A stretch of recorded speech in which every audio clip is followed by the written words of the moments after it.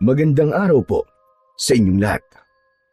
Ang kwentong inyong mapapakinggan ay tungkol sa binatang si Lindon na nakatira sa isang baryong matagal nang nabubuhay sa takot dahil sa isang aswang. Sa hindi inaasahang pangyayari, isa si Lindon na naging biktima ng aswang. Inakala niyang katapusan niya na, ngunit iniligtas siya ng matandang si Mang Fabian. Sa tulong ni Mang Fabian, ay natuto si Lindon na gamitin ang latigong gawa sa buto ng ahas. Magagawa kayang tuldukan ni Lindon ang impyernong bumabalot sa kanilang baryo gamit ang bago niyang kaalaman? At anong katotohanan ang wawasak sa kanyang puso? Magiging dahilan ba ang katotohanan na ito para umatras siya sa kanyang misyon? Ngunit bago po ang lahat, huwag po nating kalimutang mag-subscribe at i-hit ang notification bell sa aking YouTube channel na The Voice Addict at Apong Isaak para sa mas marami pang makapigil hiningang kwentong aswang at katatakutan mula sa mundo ng kapapalagan. Umpisahan na po natin ang kwento. May kaba sa mga mata ang binatang si Lindon habang hinihintay niya sa tabing ilog ng umagang yun si Amor. Ipinarating ni Amor sa matalik niyang kaibigan ni si Manolo na nais siya nitong makausap sa lugar na yun. Si Amor ay ang dalagang halos 1 taon na niyang nililigawan.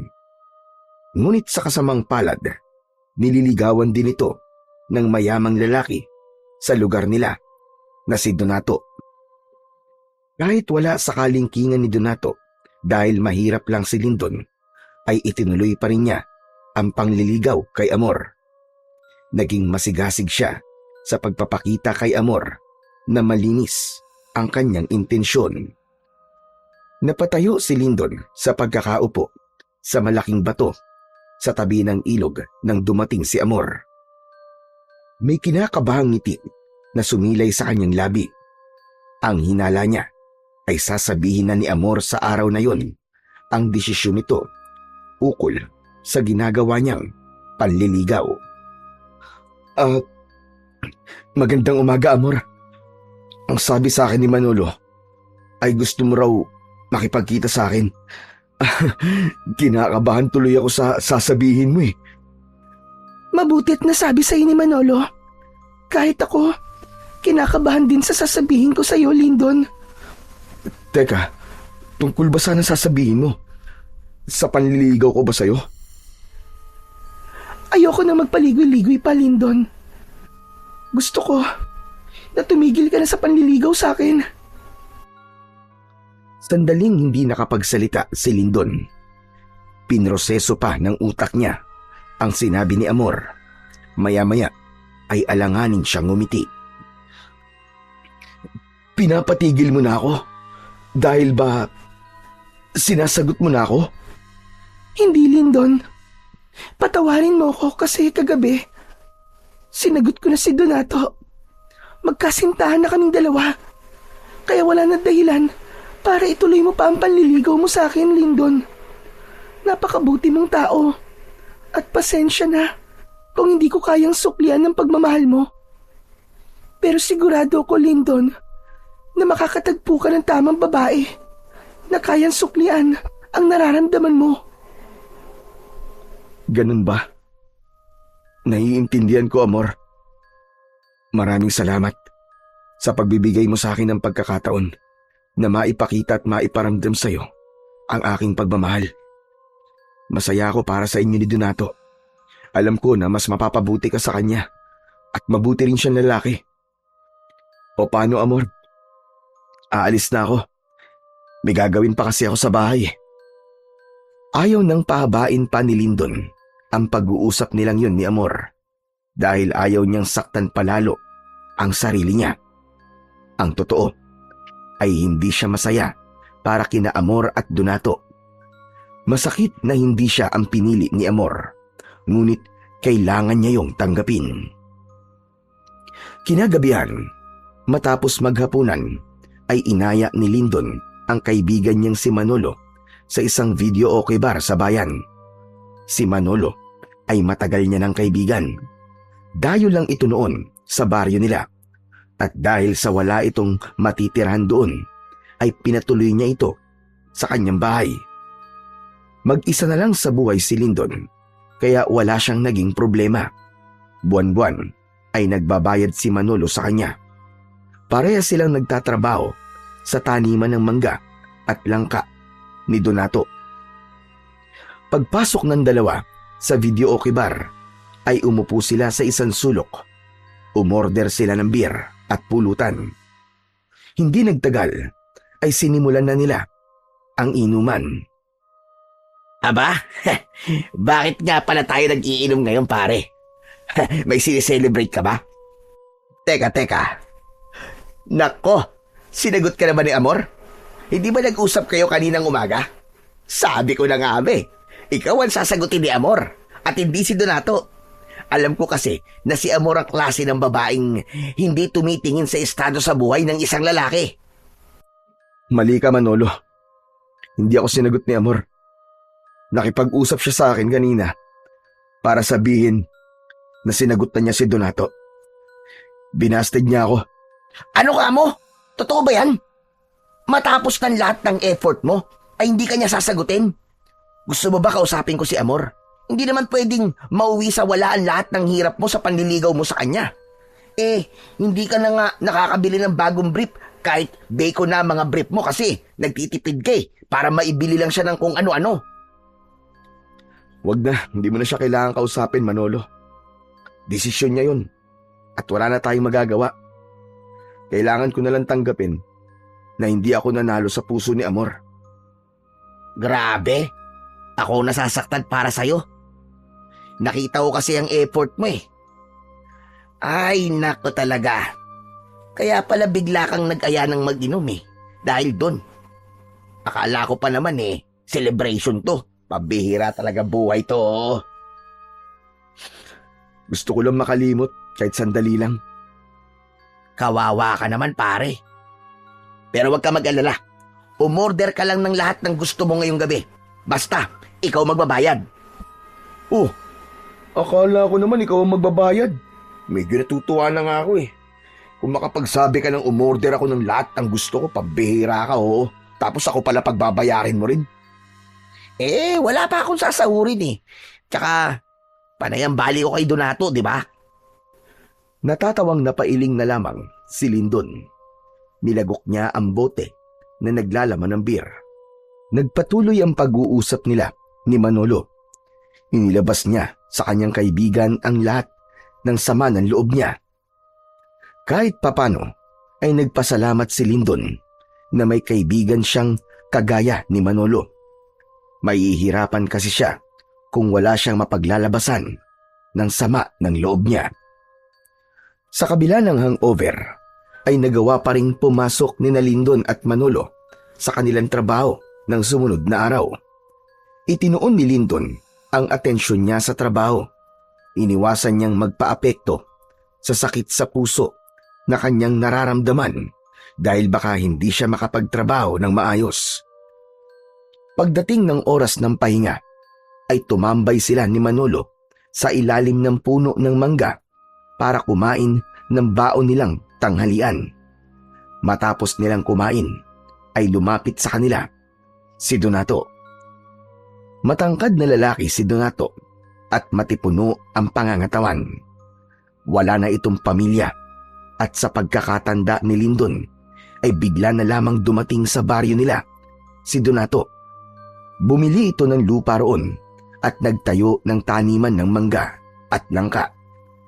Malaki ang naitulong nun sa ilang tao sa baryo dahil marami sa kanila ang nagkaroon ng trabaho. Lyndon, maaari ba kita makausap? Tungkol saan, sir? Hindi muna nagsalita si Donato at tumingin ito kay Manolo. Agad namang nakuha ni Manolo ang ibig sabihin ng tingin na yun. O sige pare, magbabanyo na muna ako Mag-usap lang kayo dyan ni Sir Donato. Nang umalis si Manolo, ay tumayo si Lindon. May hinala siya na ang pag-uusapan nila ni Donato ay ang tungkol kay Amor. Ano ho pala ang pag-uusapan natin, Sir Donato? Nasabi na siguro sa'yo ni Amor ang tungkol sa aming dalawa. Meron sana akong ipapakiusap sa'yo, Lindon. Alam ko na magkaibigan kayo ni Amor bago mo siya niligawan. Ang gusto ko sana ay iwasan mo muna siya dahil sa kasintahan ko na siya. Alam mo na siguro ang ibig ko sabihin. Naiintindihan ko, sir. Huwag ho kayong mag-alala. Hindi niyo ako magiging problema. Maluwag po sa dibdib ko na tinanggap ko ang desisyon ni Amor. At yan naman talaga ang ginagawa ko. Iniiwasan ko na po si Amor bilang respeto sa relasyon po ninyong dalawa. Mabuti naman kung ganun. Aasahan ko yan, Lindon. Inilahad ni Donato ang isa nitong kamay. Walang pag-aalinlangan naman na inabot yon ni Lindon at nakipagkamay siya rito. Matapos yun, ay umalis na si Donato at bumalik na si Manolo. O ano pare? Tungkol kay Amor ang sinabi sa'yo ni Sir Donato, no? Tama ka. Ang sabi niya ay baka pwedeng lumayo muna ako kay Amor. Kasi magkasintahan na raw sila. Ha? Sinabi niya yun? Bakit kanya palalayuin kay Amor? Matagal na kayo magkaibigan. Pero pare, siguro nga tama lang yun. Mas okay na umiwas na muna ako kay Amor. Kasi masasaktan lang ako kung patuloy ako makikipagkaibigan sa kanya. Saka ako na siya kakausapin kapag nawala ng nararamdaman ko sa kanya. Ikaw ang bahala, pare. Ang sinabi ko opinyon ko lang naman. Pero sa pagkakakilala ko sa'yo, matagal mawala ang feelings mo sa isang babae. Kaya panigurado, matatagalan ka pang makamove on kay Amor. Wala na akong magagawa sa bagay na yan. Itutuon ko na lamang ang aking pansin sa ibang bagay, gaya nitong trabaho natin. Yan, tama yan pare. Suportado kita dyan. Tinapik ni Manolo ang balikat ni Lindon at ngumiti siya rito. Tumingin sa malayo si Lindon at inisip niya ang mga maaaring mangyari sa kanya sa mga susunod na araw. Ipinagdasal niya sa Diyos na sana ay gabayan siya at patatagin pa ang kanyang kalooban. Ngunit hindi lang ang pagkabigo sa pag-ibig ang bumabagabag kay Lindon, kundi ang patuloy na banta ng kamatayan na tila laging nakaamba sa bawat paglubog ng araw. Sa bawat gabi ay hindi siya makatulog ng mahimbing dahil sa banta ng isang aswang na ilang taon nang nananalasa sa kanilang maliit na baryo. Sa loob ng maraming taon ay ilang tao na ang natatagpo ang wala ng buhay. Madalas ay wakwak ang tiyan at halos wala ng dugo. Matagal nang nawala ang sigla ng baryo ni Lindon tuwing sumasapit ang gabi. Kaya naman, si Lindon ay naipit sa dalawang bangungot, ang sakit ng pagkatalo sa pag-ibig at ang takot na baka isang gabi ay maaaring siya na ang sunod na biktima ng kinatatakutang aswang. Isang gabi, matapos ang hapunan, ay nagpaalam kay Lindon si Manolo. Pare, pupuntahan ko lang sa kabilang baryo yung kaibigan ko ha. Birthday niya kasi. Nag-aya na mag-iinom kami. Bakit hindi pa kayo kaninang umaga nag-inuman? Alam mo namang delikado dito sa atin kapag gabi. Mamaya, makasalubong mo pa yung aswang eh. Huwag ka mag-alala sa akin pare. Palagi kong dala ang balisong ko. Ipinagmamalaki na ipinakita ni Manolo kay Lindon ang balisong nito. Tatingin mo ba? May laban yan sa aswang? Sa dami na nang napatay nun, paniguradong napakadali lang para dun na labanan ka kahit may balisong ka, Chong. Ang negatibo mo naman mag-isip pare.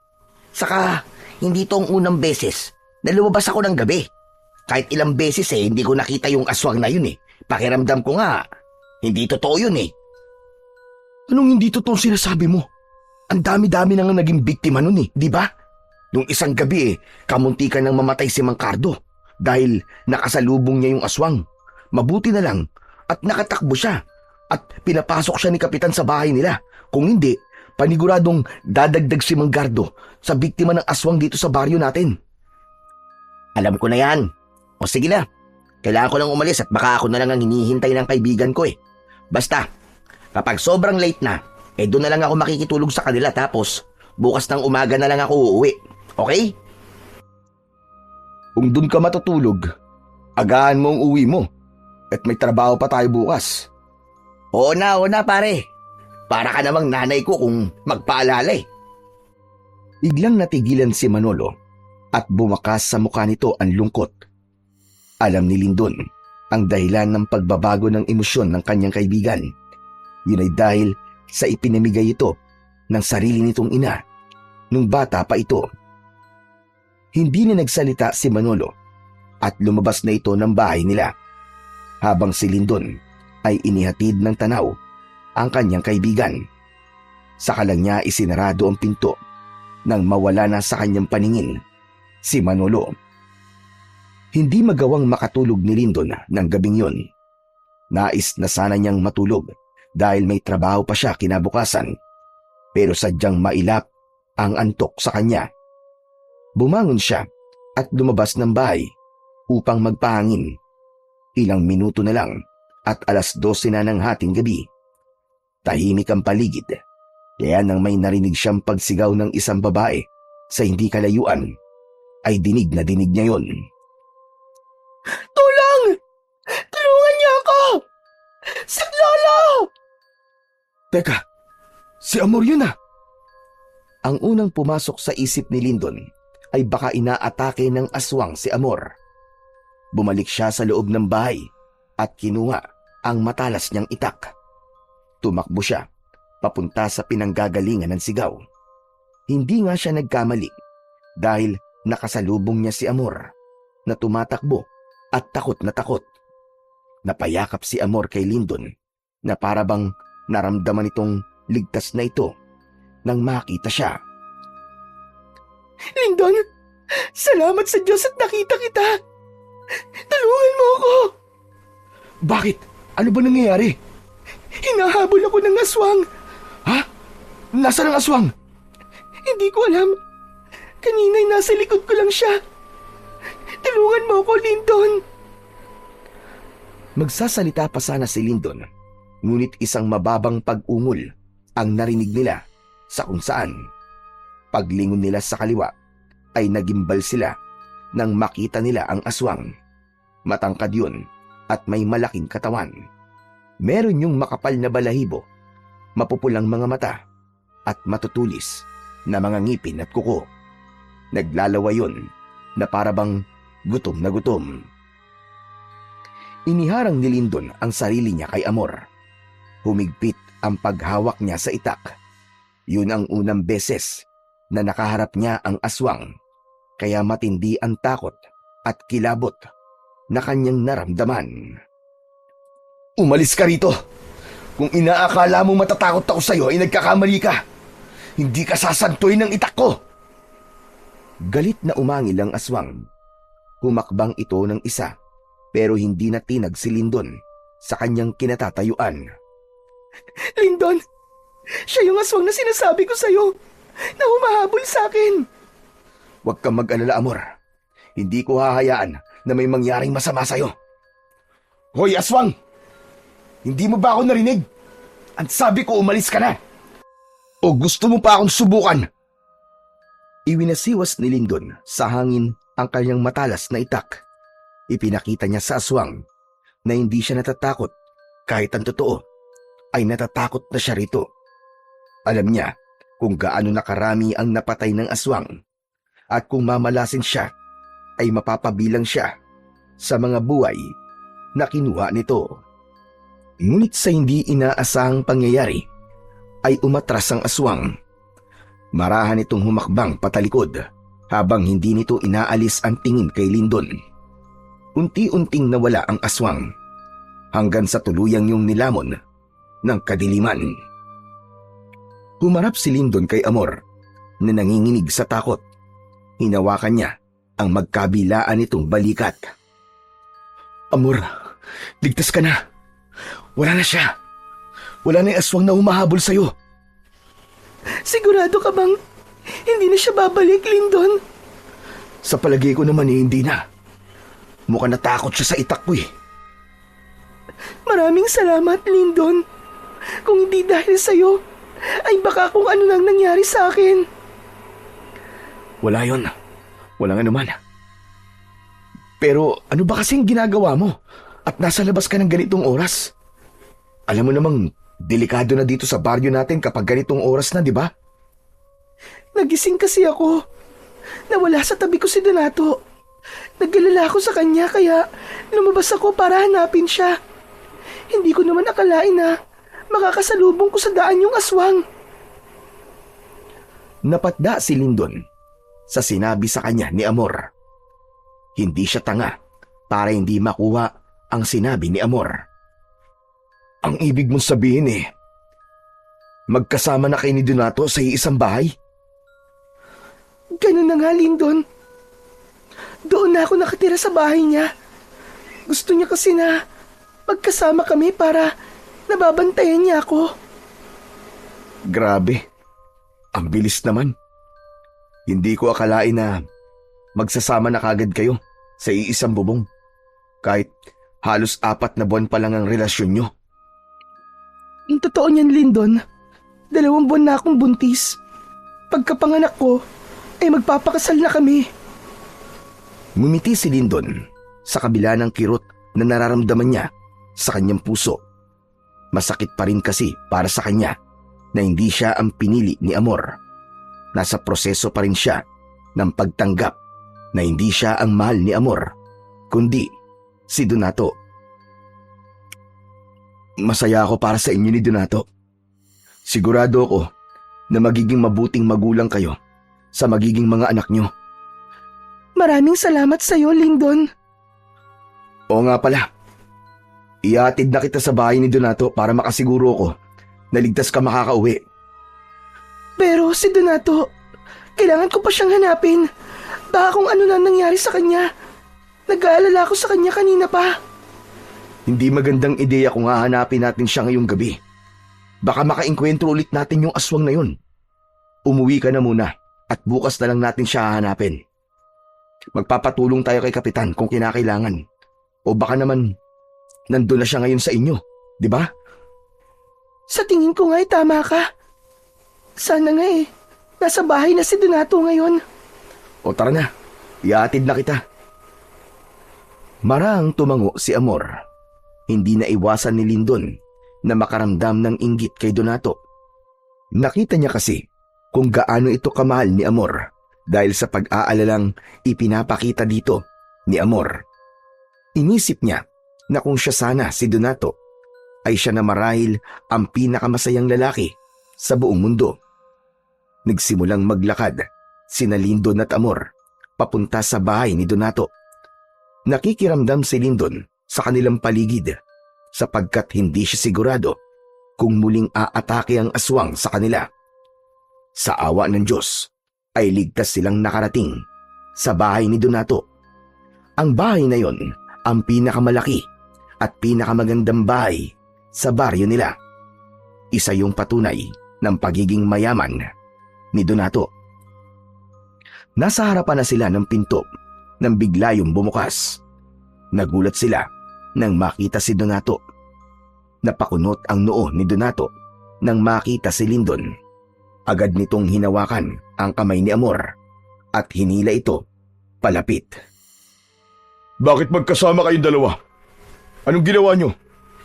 Donato, iniligtas ako ni Lindon sa aswang. Kung di dahil sa kanya, ay baka wala na ako ngayon. At ano namang ginagawa mo sa labas ng ganitong oras? Huwag mong sabihin na nakipagkita ka kay Lindon nang hindi ko alam. Hindi, Donato. Nagising kasi ako kanina na wala ka sa tabi ko, kaya lumabas ako para hanapin ka. Tapos, yun nga, nakasalubong ko yung aswang at nakita ko ni Lindon. Iniligtas niya ako sa aswang. Totoo po ang sinabi ni Amor sa inyo, Sir Donato. Nag-alala kasi siya sa inyo, kaya lumabas siya para hanapin ka. Sige na, makakauwi ka na, Lindon. Kung totoo na iniligtas mo si Amor, maraming salamat. Maraming salamat ulit, Lindon, ha? Nakangiting tumango si Lindon at umalis na siya sa lugar na yon. Alam niya na nagduda si Donato sa kanila ni Amor at naawa siya kay Amor dahil mas inuna pa ni Donato ang pagdududa kesa sa hindi magandang nangyari sa nobya nito. Malapit na si Lindon sa bahay nang biglang may humawak sa kanyang balikat mula sa likuran niya. Nagulat si Lindon.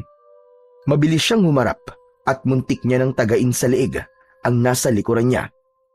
Mabuti na lang at nakita niya na si Manolo yun. Pambira ka, pare! Ano ba? Ako to! Huwag mo naman akong patayin! Langya ka? Akala ko kasi aswang ka eh. Aswang? Sa gwapo kong to? Napagkabalan mo kong aswang? Pambihira! Pasensya na. Paano? Nakaharap ko kasi yung aswang kanina eh. Ano ka mo? Totoo ba yung sinabi mo? Nakaharap mo talaga yung aswang? Oo pare, pero sa bahay na tayo mag-usap. Mas ligtas doon kesa dito sa labas. Magkasamang naglakad na ang magkaibigan hanggang sa makarating sila sa kanilang bahay. Isinarado at ikinendado ni Lindon ang pinto bago siya umupo sa isang mahabang upuan sa sala. Bakas ang pagod sa kanyang muka. Si Manolo naman ay kumuha ng tubig sa kusina at inabot kay Lindon. Oh, uminom ka na muna at namumutla ka eh. Salamat pare. Matapos ubusin ni Lindon ang isang baso ng tubig, ay sa kanya ikinuwento kay Manolo ang lahat ng nangyari. Maging ang pagdududa ni Donato ay ikinuwento niya rin. Dahil sa kwento mo na yan, naniniwala na talaga ako na merong aswang dito sa baryo natin. Pero ang hindi ako makapaniwala ay mas inuna pa ni Sir Donato ang magduda kaysa mag-alala kay Amor. Parehas tayo na naisip pare. Grabe. Naawa nga ako kay Amor kasi naramdaman ko na parang walang pakialam si Donato sa kanya. Wala naman tayong magagawa kasi siya ang pinili ni Amor eh. Sa bagay, tama ka. Pero maiba ako Manolo. Bakit palang bilis mong umuwi? Akala ko ba doon ka matutulog? Wala eh. Natapos kagad yung inuman namin eh. Kaya kung mapapansin mo, hindi ako lasing. Paano kasi? Iisang bote ng alak yung binili ng may birthday. Nung naubos na, gusto niya na mag-ambagang kami ng mga bisita niya para bumili ng alak. Siyang may birthday tapos kami ang sasagot sa alak. Aba, mali naman yun. Kaya umuwi na lang ako. Ang kunat mo talaga. Hindi mo pa pinagbigyan. Sumahod naman tayo kahapon, di ba? Kahit na may pera ako, hindi ako mag-aambag sa pang-alak niya, no? Ang lakas ng loob niyang mag-aya ng inuman tapos isang bote lang palang kaya niya. Bagyang natawa si Lindon sa sinabi ni Manolo. Hindi nagtagal ay nagpaalam na siya kay Manolo na matutulog na siya. Pumasok na siya sa kanyang kwarto at nang nakahiga na siya ay patuloy pa rin niyang iniisip ang nangyari. Hanggang sa sandaling yun ay hindi pa rin siya makapaniwala na nakaharap na niya ang aswang at nakita niya yun ng malapitan. Kahit pumikit siya ay hindi pa rin nawala sa isip niya ang nakakatakot na itsura ng aswang. Mabilis na lumipas ang mga araw at buwan. Patuloy na namuhay sa takot ang mga tao sa baryo ni Lindon dahil sa pag-atake ng aswang. Kahit isa sa kanila ay walang naglalakas ng loob na tugisin ito. Kahit ang kanilang kapitan at ang mga tanod ay takot na magronda sa gabi. Sanay na sila na walang inaasahan para sa kanilang proteksyon, kundi ang kanilang sarili lamang. Simula nang iligtas ni Lindon si Amor sa aswang, ay hindi na sila muling nagkaroon ng pagkakataon na magkausap.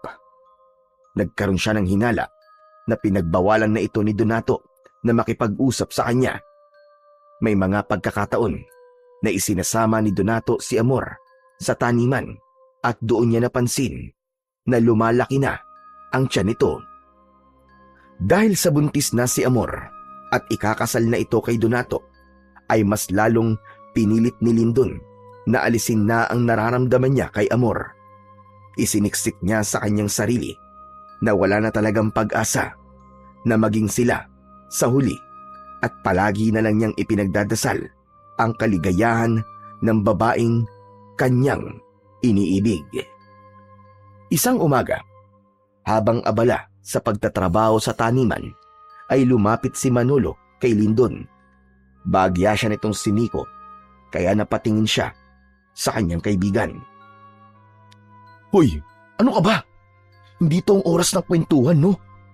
Alam ko kaya ka nandito kasi makikipagkwentuhan ka na naman sa akin. Wala naman tayong masyadong ginagawa, ikaw naman. Pero tignan mo sina Amor at Donato. Ang laki na ng tiyan ni Amor, no? Siguro, malapit ng mga anak yan.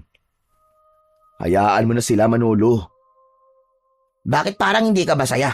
Akala ko, Ben, sabi mo sa akin magiging masaya ka na lang para kay Amor. Oo nga, pero hindi naman ganun kadaling tanggapin ng lahat eh.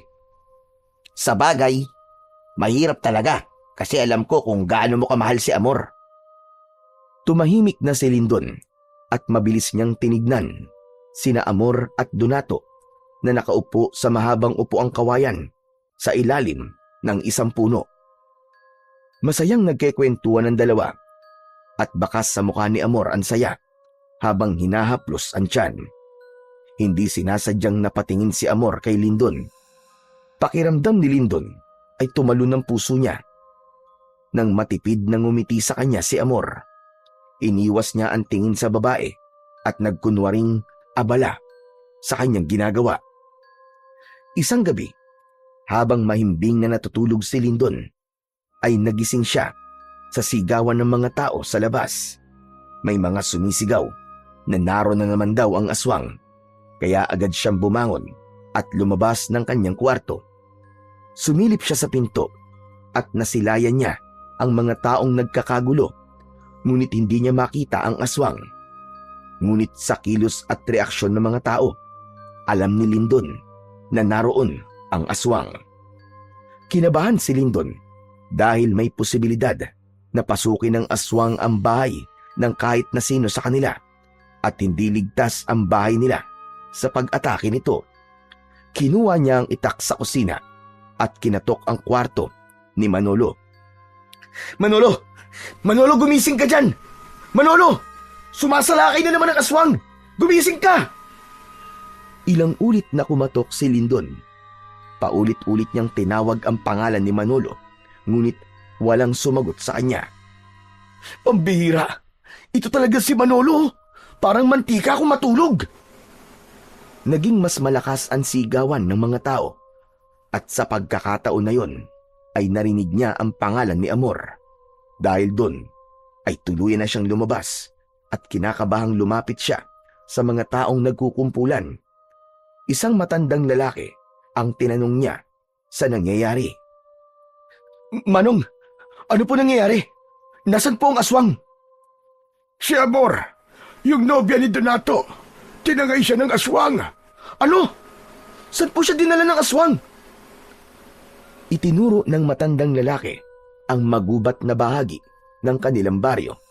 Anito ay kinakaladkad ng aswang si Amor. Sinabi rin ito na dahil buntis si Amor ay naging mainit ito sa mata ng aswang.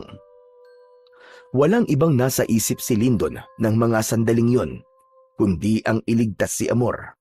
Hindi siya papayag na maging biktima ito ng aswang, lalo na ang anak na dinadala nito.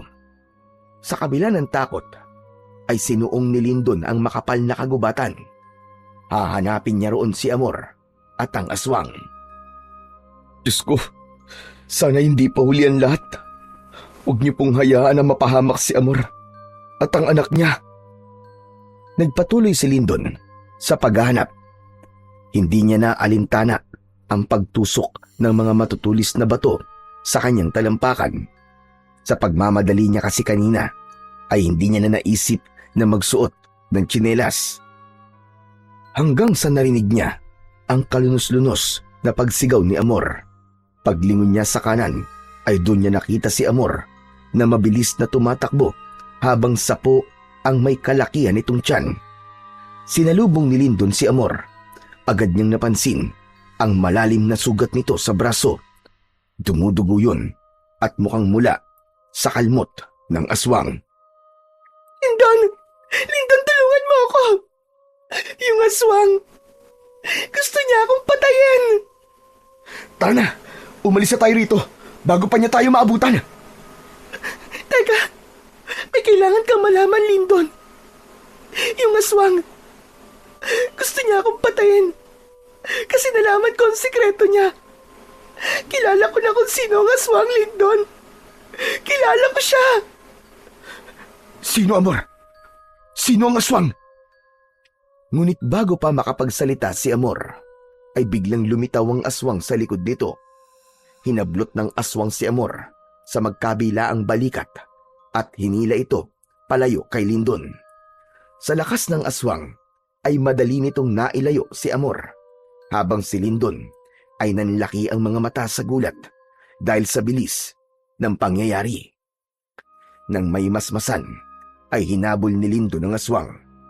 Sinundan nito ang madilim na bahagi ng kagubatan kung saan ito naglaho kasama si Amor. Hanggang sa isang kalunos-lunos na pagsigaw mula kay Amor ang bumasag sa katahimikan ng gubat. Nahinto sa pagtakbo si Lyndon nang makita niya si Amor na butas ang dibdib habang kinakain ng aswang ang puso nito. Pakiramdam niya ay nawala siya sa sarili at napuno ng galit ang kanyang buong pagkatao. Walang hiya ka!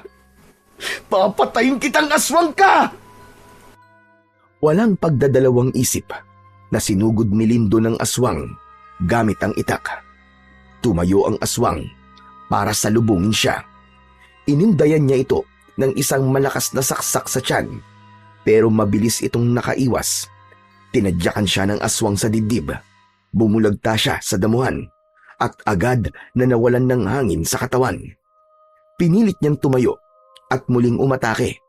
Ngunit hinarang ng aswang ang kanyang braso at sinunggaban siya sa balikat. Umalingaw-ngaw ang sigaw ni Lyndon nang maramdaman niya ang matatalim na ngipin ng aswang na bumaon sa kanyang laman. Pilit niyang itinulak ang aswang gamit ang natitirang lakas. Kinalmot siya ng aswang sa dibdib. Binuhat siya nito at itinapon sa lupa. Naramdaman niya ang pagkirot ng kanyang tagiliran na tila nabalian siya ng tadyang. Puno ng dugo ang kanyang katawan at nanlalabo na ang kanyang paningin. Nang sandaling yun, napagtanto ni Lyndon na wala siyang laban sa aswang. Kung hindi siya tatakas, ay matutulad siya kay Amor. Kaya nang makita niyang palapit ang aswang, ay agad siyang tumalikod at tumakbo. Pikit matang tinahak niya ang madilim na kagubatan habang naririnig niya ang malakas na yabag ng aswang sa kanyang likod. Ngunit sa hindi inaasahang pangyayari, ay nahulog si Lyndon sa pababang lupa. Nawalan siya ng balanse at nagpagulong-gulong siya paibaba. Nang tumama ang ulo niya sa isang malaking bato, ay doon na siya tuluyang nilamon ng kadiliman at wala na siyang natandaan pa sa mga sumunod na pangyayari. Ang buong akala ni Lyndon ay katapusan niya na, kaya laking gulat niya nang muli siyang magising sa loob ng isang kubo na hindi pamilyar sa kanya. Sinubukan niyang bumangon, ngunit sumakit ang kanyang buong katawan. Isang matandang lalaki ang pumasok sa kubo na may dalang mangkok na may umuusok na sabaw. Sino ka? Nasaan ako? Ako si Fabian. Ako ang nakakita sa iyo sa gubat na walang malay. Nandito ka sa aking kubo. Huwag kang mag-alala. Ligtas ka rito sa aswang. Paano mo nalaman na aswang ang may gawa nito sa akin? Nakita ko ang mga sugat mo. Alam kong aswang ang may kagagawan ng mga yan. Huwag ka na munang gumalaw masyado. Sariwa pa ang mga sugat mo at may bali pa ang ibang parte ng iyong katawan. Ngunit huwag kang mag-alala. Nalinis at nilagyan ko na ng gamot ang iyong mga sugat. Bumalong ang luha ni Lindon nang maalala niya ang nangyari sa babaeng minsan niyang inibig na si Amor. Bumalik sa alaala niya ang pagkain ng aswang sa puso ng dalaga. Papatayin ko ang aswang na yun. Pinatay niya ang babaeng mahal ko. Hindi ko siya mapapatawad. Hindi kita pipigilang gawin yan kung yan ang nais mo. Pero sa ngayon, mas makabubuti kung magpapagaling ka na muna, amang. Sa kalagayan mo ngayon, ay hindi mo pa kayang labanan ng aswang. Oh, heto, humigop ka na sabaw. Nagluto ko ng sinabawang talbos ng kamote. Makabubuti to para sa'yo. Pinagmasdan ni Lindon ang matandang lalaki habang inilalapag nito ang mangkok sa maliit na lamesa sa tabi ng papag kung saan siya inihiga. Tinulungan siya nitong makasandal sa dingding. Maaliwalas ang mukha ng matanda at kahit noon lang niya ito nakita ay magaan kagad ang kalooban niya rito. Ma'am Fabian, maraming salamat po sa pagligtas niyo po sa buhay ko. Napakabuti po ng puso niyo. Kasi kahit hindi niyo naman po ako kilala, ay tinulungan niyo pa rin ako. Kung patay ka nung nakita kita, ay pababayaan na lang kita. Pero buhay ka pa at lumalaban. Hindi kaya ng konsensya ko na hayaan ka roon na tuluyang mamatay. Pero mamaya na tayo mag-usap. Humigop ka muna ng sabaw para kahit papano magkalaman naman ang sikwura mo. Pinilit ni Lindon na humigop ng sabaw kahit wala siyang ganang kumain. Patuloy kasing naglalaro sa utak niya ang pagpatay na ginawa ng aswang kay Amor. Napakasakit para sa kanya ng pangyayaring yun, lalo na't hindi lang ang buhay ni Amor ang kinuha ng aswang, kundi maging ang buhay ng sanggol na dinadala nito. Matapos maubos ni Lindon ang sabaw, ay doon na siya muling kinausap ni Mang Fabian. Nagpakilala na siya sa matanda at ikinuwento niya rito ang lahat ng nangyari. Simula sa ilang taong pag-atake ng isang aswang sa baryo nila at ang pagpatay ng aswang kay Amor. Lahat ng detalye ay sinabi niya kay Mang Fabian. Nang matapos ng magkwento si Lindon, ay naramdaman niya ang bigat sa muka ng matandang lalaki. Naririnig ko ang tungkol sa aswang na yan sa tuwing nagtutungo ko sa palengke para magbenta ng mga tanim kong gulay. At alam kong napakasakit ng pinagdadaanan mo ngayon. Masakit makita na mamatay ang isang taong importante sa'yo, lalo na sa kamay ng isang aswang. Ang ibig niyo po bang sabihin may mahal kayo sa buhay na pinatay din ng aswang? Tama ka. Meron nga. Hindi lang isa, kundi dalawa. Ang aking asawa at anak. Wala akong nagawa noon. Halos mabaliw ako. Kaya itinigil ko na ang pagiging manunugis ng mga aswang dahil pakiramdam ko ay wala ng dahilan para gawin ko pa yon. Teka, isa po kayong manunugis? Noon yon, Lindon. May kaalaman din ako sa panggagamot. Nang huminto na ako, ay pinili ko manirahan dito sa gubat na malayo sa mga mahal ko sa buhay. Gusto ko silang protektahan dahil alam ko na uubusin ng mga aswang ang mga taong malapit sa akin. Hanggat hindi ako humihinto sa pagtugis sa mga hayop na yon. Hindi akalain ni Lindon na mas mabigat pa pala ang naranasan ni Mang Fabian kung ikukumpara sa nangyari sa kanya. Ganun pa man, nakitaan niya si Mang Fabian ng katatagan ng loob. Gusto ko pong patayin ng aswang na nananalasa sa aming baryo, Mang Fabian. Gusto kong tuldukan ng napakaraming taon na nabuhay kami sa takot nang dahil sa kanya. Panahon na para kahit isa ay may lumaban sa halimaw na yon. Sa tingin ko po, ay pinagtagpo po tayo ng tadhana upang turuan niyo po ako ng inyong nalalaman sa pakikipaglaban sa mga aswang. Lyndon, hindi birong kalaban ng mga aswang, sinasabi ko sa'yo. May ilan sa kanila na matatalino, tuso. Gagamitin nila ang kahinaan mo kung hindi ka nila magagawang talunin. Dapat ay buo ang loob mo kung gagawin mo ang iyong sinabi. Buo na po ang loob ko, Tatang. Ayoko na pong hintayin na may mabiktima pa siya na taong malapit sa akin. Walang problema sa akin kung nais mong matutunan ang aking nalalaman. Pero sa ngayon, magpalakas ka na muna. Hindi makabubuti sa'yo kung sisimulan kagad natin ang iyong pagsasanay na ganyan ang kalagayan ng iyong katawan. Sumang-ayon naman si Lyndon sa sinabing yon ni Mang Fabian. Naiintindihan niya na hindi siya maaaring magpadala sa kanyang galit. Alam niya na hindi siya maaaring sumabak sa gera na walang alam sa kung paano makipaglaban.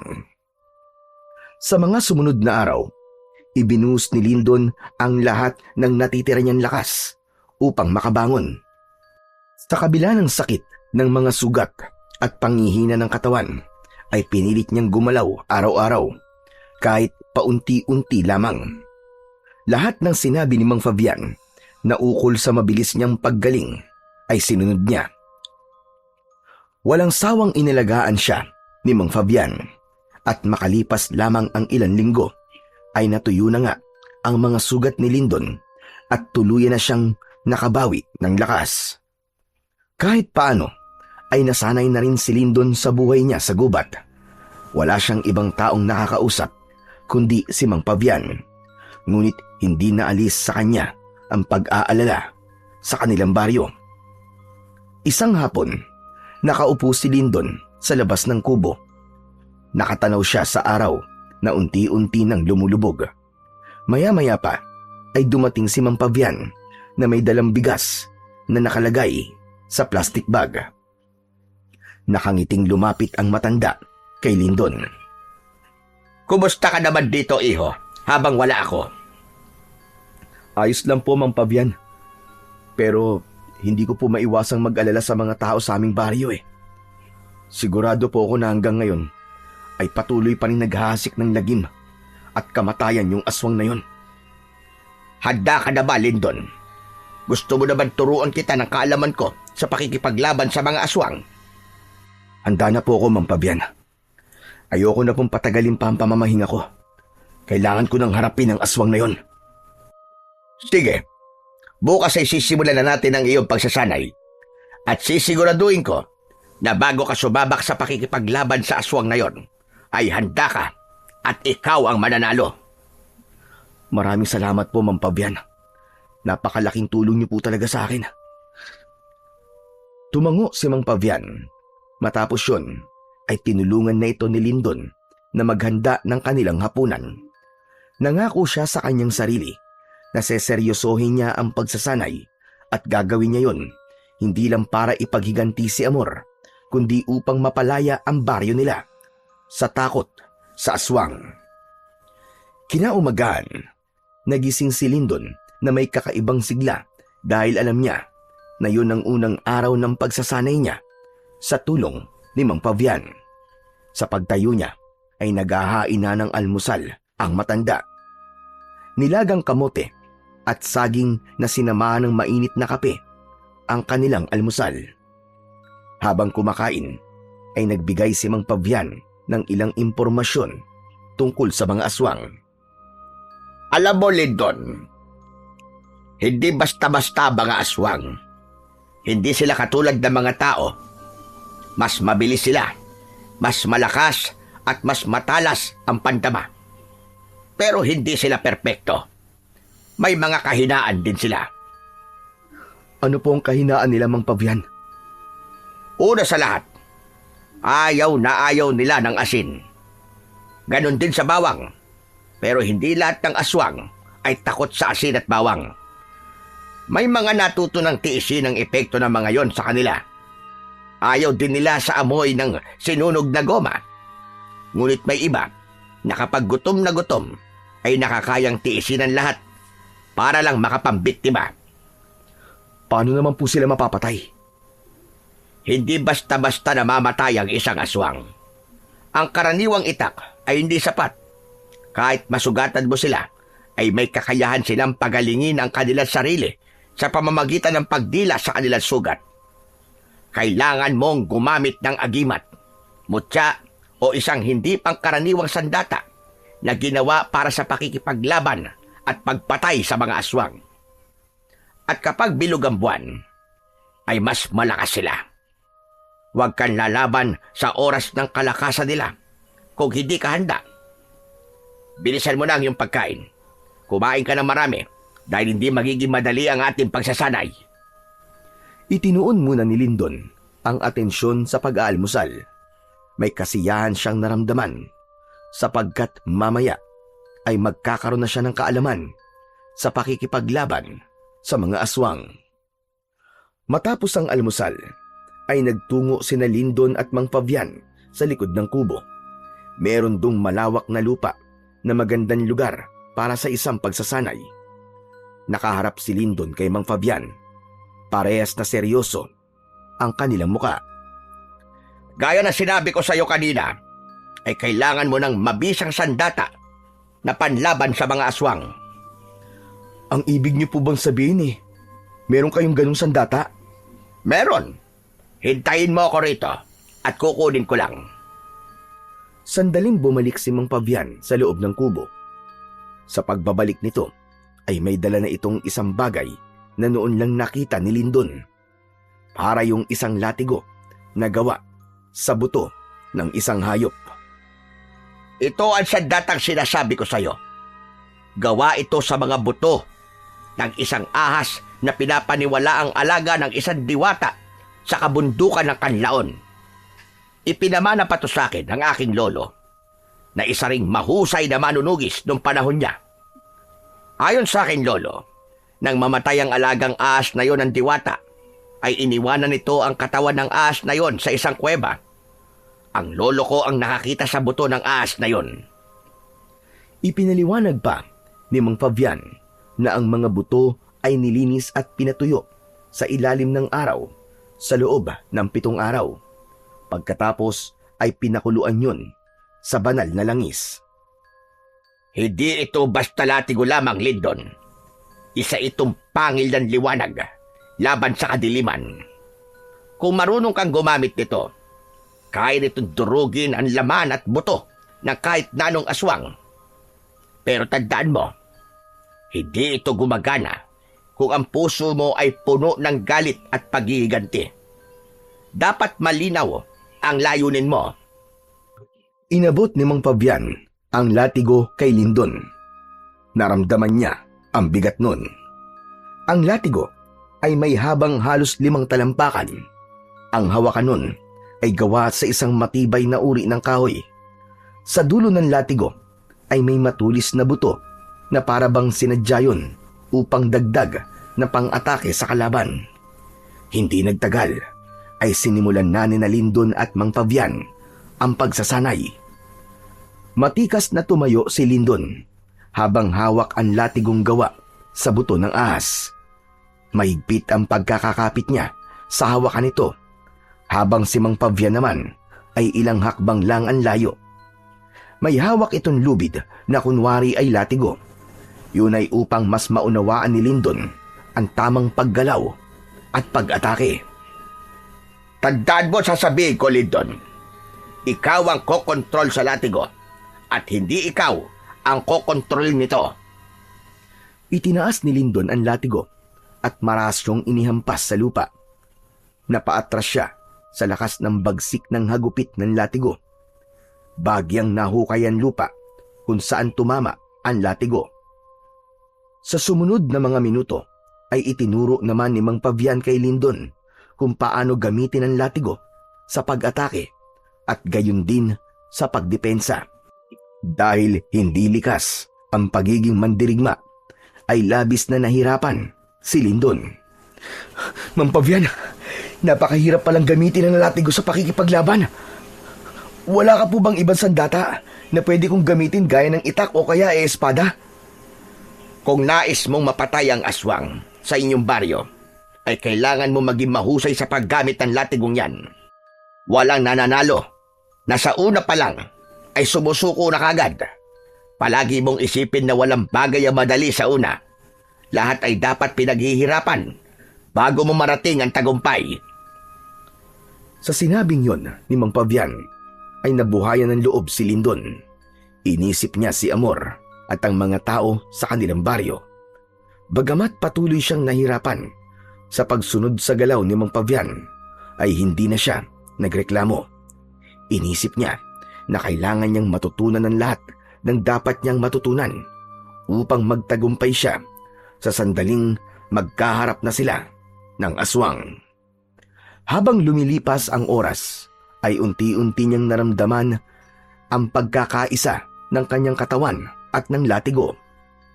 Ganun pa man, aminado siya na marami pa siyang kailangang matutunan bago niya harapin ang aswang sa kanilang baryo. Matapos ang nakakapagod na pagsasanay, ay naupo si Lindon sa harapan ng kubo. Lumapit sa kanya si Mang Pavian at inabutan siya nito ng isang basong tubig. Nagpasalamat siya sa matanda. Bago yun, ininom. Grabe, ang hirap po talaga magsanay sa paggamit ng latigo niyo, Mang Pavian. Pero tinandaan ko po ang mga sinabi niyo sa akin na hindi dapat kagad sumuko. Gaya mo ay nahirapan din ako nung unang nagsanay ako niyan sa paggamit ng latigo. Maigpit noon ang lolo ko. Kapag nagkamali ako, ay hinahampas niya ako ng kanyang tungkod. Mukhang hindi niyo naman po gagawin sa akin yun kasi wala po kayong tungkod eh. Huwag ka mag-alala. Magkaiba kami ng aking lolo ng estilo sa pagsasanay. Sandaling natigilan si Lindon.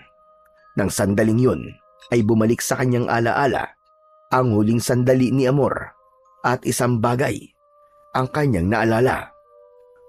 Mang Pavian, may bigla lang po akong naalala. May sinabi kasi sa akin si Amor eh. Ang sabi niya ay kilala na niya kung sino ang aswang. Kaya lang hindi niya nasabi sa akin kung sino kasi bigla siyang hinilat, pinatay nung aswang eh. Ang ibig po bang sabihin nun eh, isa sa mga nakatira sa baryo namin ng aswang? Malaki ang posibilidad na tabag yung sinabi. Kung kilala siya ni Amor, ibig sabihin ay isa ito sa mga nakakasalamuhan niya sa araw-araw. Pero sino sa kanila ang aswang? Sayang kasi namatay si Amor nang hindi niya nasabi sa akin kung sino ang aswang na matagal nang nagpapahirap sa amin lahat. Mas magiging madali sana ang pakikipaglaban mo kung makikilala siya dahil maaari mo siyang atakihin na abang nasa anyo siyang tao. Mahina ang isang aswang kapag wala siya sa kanyang totoong anyo. Pero hindi bale. Ang importante ay nagsasanay ka na ngayon para kapag nakaharap mo siya na nasa anyong tao o aswang man siya, ay nasisiguro ko sa iyo na ikaw ang mananalo. Tumingin sa malayo si Lindon. Inisip niya ang mga pwedeng mangyari sa sandaling magkaharap na sila ng aswang. Ngunit hindi niya naiwasan ang kabang bumalot sa kanyang puso nang dahil sa pagkatao ng aswang na kailangan niyang labanan at patayin. Sa mga lumipas na araw ay nagpatuloy si Lindon sa pagsasanay sa tulong ni Mang Fabian. Marami pa itong itinuro sa kanyang teknik sa pakikipaglaban gamit ang latigong gawa sa buto ng ahas. Habang tumatagal ay nawala na ang bigat ng latigo at kung minsan ay para na siyang walang hawak. Unti-unti na rin silang naging isa ng latigo. Kung minsan, kahit mag-isa ay nagsasanay si Lindon, malinaw na sa kanya na ang kanyang ginagawa ay hindi lang para sa bigyan ng hustisya ang nangyari kay Amor at sa anak nito, kundi upang matuldukan na ang takot na maraming taon nang bumabalot sa kanilang baryo. Isang hapon, matapos ang nakakapagod na pagsasanay, ay nagtaka si Lindon nang pumapalakpak si Mang Fabian. Nakangiti itong lumapit sa kanya at tinapik siya sa balikat. Napakahusay! Napakahusay, Lindon. Ngayon ay masasabi kong handa ka ng talaga. Ang ibig niyo po bang sabihin pumapayag na po kayong harapin ko ang aswang? Oo, Lindon.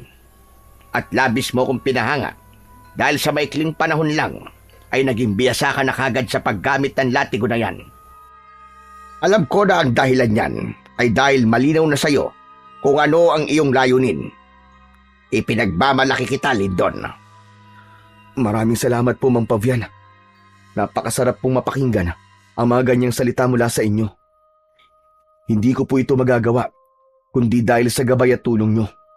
At nangangako po ako na hindi ko sasayangin ang lahat ng ito. Aasahan ko yan. Ngunit huwag mo masyadong pahirapan ang iyong sarili. Dapat ay may konkreto kang plano. Huwag kang magpapadalos-dalos. Mas maganda lang sigurado sa bawat magiging hakbang mo. Yan po talaga ang gagawin ko, Mang Fabian. Ayoko pong magpadala sa galit ko at baka masayang ang lahat ng pinaghirapan natin. Sa ngayon po, ay magmamanman na muna ako sa nangyayari sa aming baryo. Isang malalim na paghinga ang pinakawalan ni Lindon. Hindi nagtatapos sa pagsasanay ang lahat at alam niyang yun pa lamang ang simula. Nangako siya sa kanyang sarili na gagawin niya ang lahat upang makamit niya ang tagumpay. Kinagabihan, nagpaalam si Lindon kay Mang Fabian na magmamanman siya sa kanilang baryo. Pinayagan naman siya ni Mang Fabian at pinag-ingat siya nito.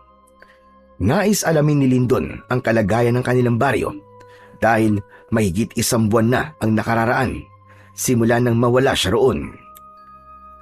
Habang naglalakad palabas ng gubat, ay dala ni Lindon ang latigo na gawa sa buto ng ahas. Nakaikot yun at nakasampay sa kanyang kaliwang balikat.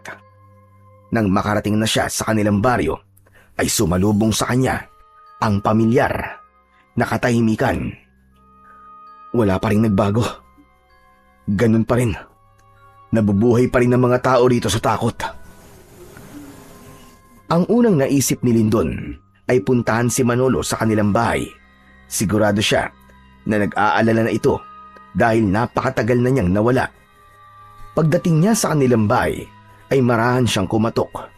Naisip niya na lakasan ang pagkatok dahil naalala niya na malalim palagi ang tulog ng kanyang kaibigan. Hindi nagtagal ay narinig niya ang yabag ng paa sa loob ng bahay. Sandali lang! Ano ba yan? Istorbo naman to. Kasunod noon ay bumukas na ang pinto. Nanlaki ang mga mata ni Manolo nang makita si Lindon. Napanganga ito na parabang hindi ito makapaniwala. Bahagyang itinulak ni Lindon si Manolo at saka siya pumasok. Isinarado niya kagad ang pinto. Marahan niyang tinampal ang pisngi ni Manolo. Hoy, Hindi ka na nanaginip ha? Ako to. Hindi ako aparisyon. Hinawakan ni Manolo ang braso ni Lindon. Umakyat ang kamay nito sa kanyang muka at saka siya nito niyakap ng maigpit. Ikaw nga, pare. Salamat at buhay ka. Akala ko talaga patay ka na Kumalas si Manolo sa pagkakayakap at bakas pa rin sa mukha nito ang pagkagulat. ikaw naman, nawala lang ako, inisip mo na kagad na patay na ako. Paano ba naman kasi? Ang sabi ng mga tao, sinubukan mo daw iligtas si Amor mula doon sa aswang. Tapos, hindi na namin nakita ang katawan mo. Oo nga pala. Si Amor, walang awa siyang pinatay ng hayop na aswang na yun. Hindi ko sila nailigtas ng anak niya, Manolo. Naging emosyonal si Lindon. Naluwa siya habang mariin na nakakuyom ang mga kamay. Huwag mong sisihin ang sarili mo, Lindon. Wala kang kasalanan sa nangyari. Tama ka. Wala nga akong kasalanan. Ang aswang na yon ang may kasalanan ng lahat. Manolo, ano na palang nangyari kay Amor? Malamang, nakalibing na siya ngayon. Nakakaawa nga ang itsura niya nang makita namin eh. Wala na siyang puso, tapos wakwak pa yung tiyan. Yung baby niya wala na rin. Mukhang kinain na nung aswang. Pero pare, masaya ako na makita kitang buhay. Ano pa lang nangyari sa'yo? Sinubukan kong iligtas si Amor. Pero huli na ang lahat. Ako ang sunod na pinuntirya ng aswang. Lumaban ako nung una. Pero wala akong laban sa kanya kaya tumakas ako. Kaya lang nahulog ako sa mababaw na bangin. Tapos nawalan ako ng malay. At saka ano pare? sa ngayon ayoko munang sabihin sa kahit na sino nangyari pagkatapos kong makatakas sa aswang. Pero may sinabi sa akin si Amor bago siya mamatay.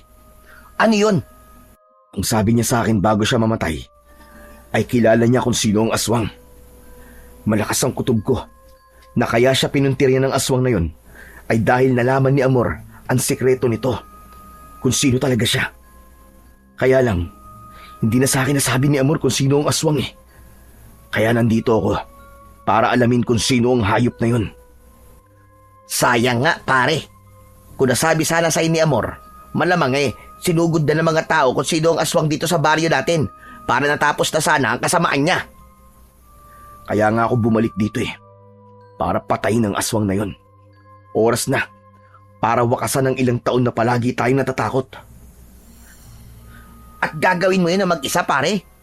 Alam mo ba kung gaano kabagsik at kawalang awa yung aswang na yon? Baka mapahamak ka. May sandata ako laban sa kanya. Inalis ni Lindon ang latigong gawa sa buto ng ahas mula sa kanyang balikat at ipinakita niya yon kay Manolo. Ang latigong to ang gagamitin ko laban sa kanya, Manolo. Isa itong mabisang sandata laban sa mga aswang. Ang latigong to ay gawa sa buto ng ahas na alaga ng isang diwata. Wow! Ang astig naman yan, Lindon. Ngayon lang ako nakakita ng ganyang klaseng latigo ah. Kaya kailangan kong malaman kung sino ang aswang dito sa ating baryo, Manolo. Sana matulungan mo ko. Anong klaseng tulong ang kailangan mo? Basta kaya ko gagawin ko. Matagal ko na rin gustong mawala ang aswang na yun eh. Magmanman ka rito sa baryo natin. Pag-aralan mo ang kilos ng lahat, lalo na yung mga alam mong kilala ni Amor. Mas mapapadali ang laban ko sa aswang kung malalaman ko kung sino siya. Walang pagdadalawang isip na pumayag si Manolo sa ipinagawa rito ni Lindon. Anito ay gagawin nito ang lahat para makatulong. Hindi na nagtagal doon si Lindon. Nagpaalam siya kay Manolo. Bago siya umalis, ay tinanong ni Manolo kung saan siya tumutuloy, ngunit hindi niya sinabi sa kaibigan.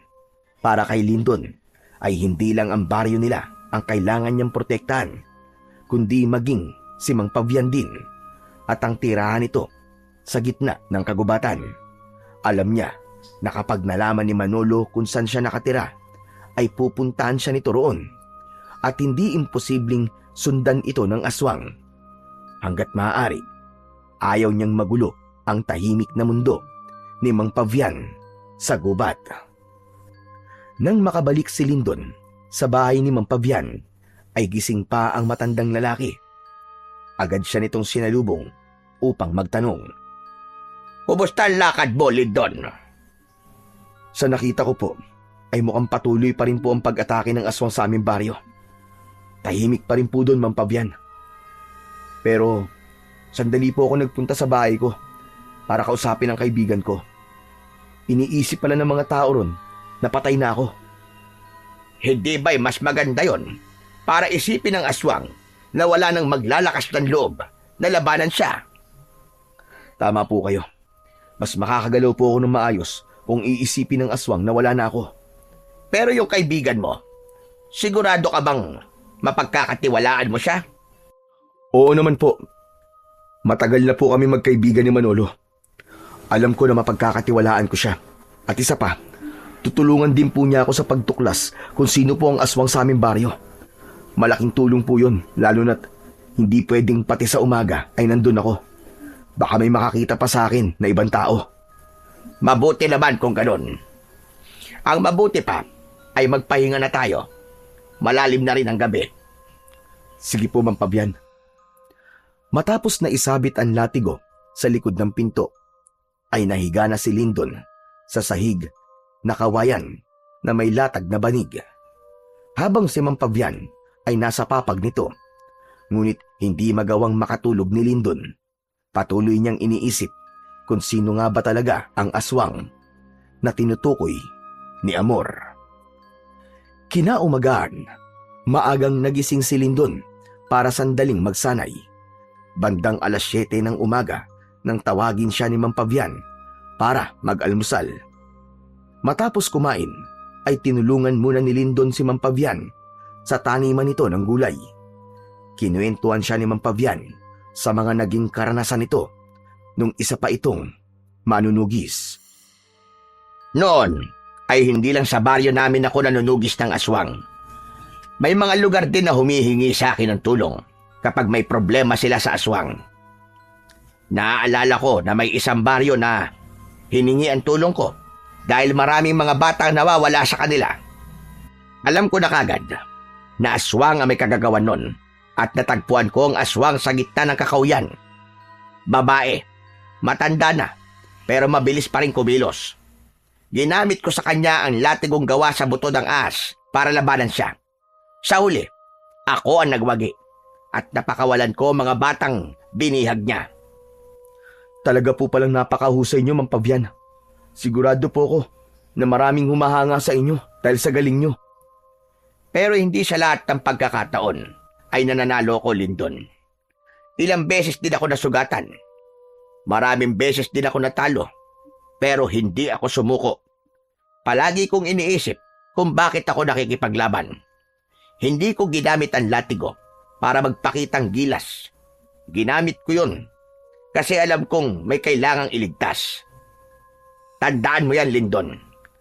Ang latigong yon ay hindi para sa galit, kundi para sa katarungan at pagtulong sa mga nangangailangan. Tatandaan ko po ang lahat ng sinabi niyo sa akin, Mang Pabian. Malaking bagay po para sa akin ang mga payo niyo. Nagpatuloy sila sa pagtatanim, ngunit sa pagitan ng katahimikan ay tila may bigat na naramdaman si Lindon sa kanyang dibdib. Sa kanyang isipan, muling umukit ang alaala ng gabing nakita niyang pinatay si Amor ng aswang.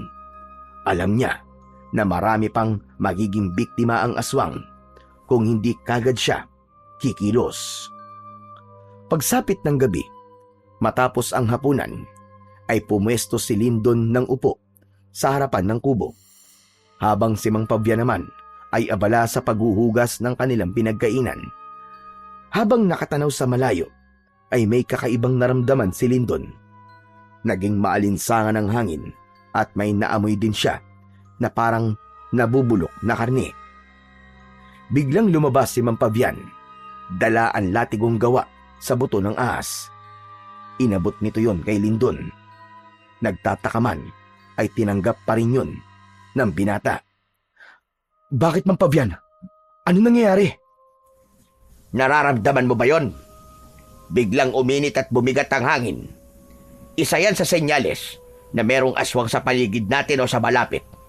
Maganda ka at gamitin mo ang latigo kung makikita mo siya.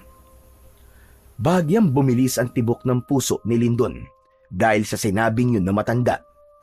Hindi dahil sa takot, kundi sa pagkasabik na sa wakas ay magagamit na niya sa tunay na laban ang latigo at ang natutunan niya mula kay Mang Pabian. Tinalasan niya ang kanyang mata at pakiramdam. Sinuyod ng mata niya ang paligid. Inihanda niya ang kanyang sarili sa posibleng pakikipaglaban. Hindi nagtagal ay lumitaw ang aswang sa madilim na bahagi ng gubat. Naglalawayon at nanlilisik ang mapupulang mga mata. Ikaw ang aswang na pumatay kay Amor! Hayop ka! Humanda ka, Lindon. Tapusin mo na siya kagad. Walang babalang sumugod ang aswang kay Lindon. Sinalubong ito ni Lindon at sinubukang hampasin ng latigo. Ngunit Mabilis na nakaiwas ang aswang. Bigla itong nawala at sa isang iglap ay lumitaw ito sa likuran niya. Sa likod mo, Lindon! Bago pa makaharap si Lindon ay naramdaman na niya ang pagbaon ng matutulis na ngipin ng aswang sa kanyang balikat. Napasigaw siya sa labis na sakit. Binuwat siya ng aswang at malakas na ibinalibag sa lupa. Nabitiwan ni Lindon ang latigo. Susugurin sana ni Mang Pavian ng aswang gamit ang itak, pero malakas itong tinabig ng aswang. Nagpagulong-gulong sa lupa ang matandang lalaki. Pinilit na abutin ni Lindon ang latigo. Agad siyang gumapang para kunin ang latigo. Naramdaman niya ang paglapit ng aswang, kaya mabilis siyang humarap at iwinasiwas ang latigo sa hangin, pero hindi niya tinamaan ang aswang. Humagikgik ang aswang na parabang pinagtatawanan siya, ngunit sa halip na sumugod muli ay umatras ito. Mabilis itong tumakbo, palayo, at nawala sa kadiliman. Tumayo si Lindon at nilapitan si Mang Pavian. Tinulungan niya itong makatayo. Ayos lang po ba kayo, Mang Pavian? Ayos lang ako. Ikaw may sugat ka sa balikat. Pumasok na tayo para magamot ko na yan. Nagpatiuna si Mang Pavian sa pagpasok sa kubo, habang si Lindon ay tinignan muna ang paligid upang makasiguro na wala na talaga ang aswang. Hindi nagtagal ay sumunod na siya kay Mang Pavian. Sa loob ng kubo ay agad na ginamot ng matandang lalaki ang sugat niya. Patawarin niyo po ako, Mang Pavian. Bakit? At para saan naman ang paghingi mo ng tawad? Dahil hindi ko po napatay ang aswang, ni hindi ko man lang siya nagalusan. Pakiramdam ko ay binigo ko po kayo. Huwag mong sabihin yan. Unang beses mo pa lang na makipaglaban sa isang aswang. Hindi porket nagsanay ka na, ay mahusay ka na kagad. Huwag ka mag-alala.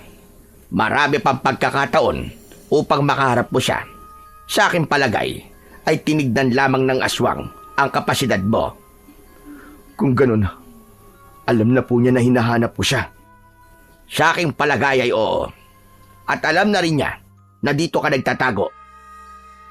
Sandaling nag-isip si Lindon habang nilalagyan ni Mang Pavian ng gamot ang sugat niya. Napamaang siya ng isang bagay ang pumasok sa kanyang isipan. Si Manolo. Si Manolo po yung kaibigan ko. Siya lang po ang pinagsabihan ko ng tungkol sa aking misyon. Hindi kaya meron siyang ibang pinagsabihan at nakarating yun sa aswang? Mukhang gano'n na nga ang nangyari. Kaya nais ko sanang sabihin sa'yo na wala ka dapat pagsabihan ng iyong gagawin kahit kilala mo pa, dahil maaaring yung pa maging dahilan para mabulilyaso ang iyong mga pinaplano. Pero sa tingin ko po ay daan din to para malaman ko kung sino ang aswang sa aming baryo. Kailangan kong makausap si Manolo kung sino-sino ang kanyang pinagsabihan. Matiim na napatingin si Lindon kay Mang Pavian. Tumango ang matandang lalaki bilang pagsang-ayon sa kanyang sinabi. Sa gabing yun, matapos ang unang laban niya sa aswang, ay napagtanto ni Lindon na hindi niya ito dapat maliitin.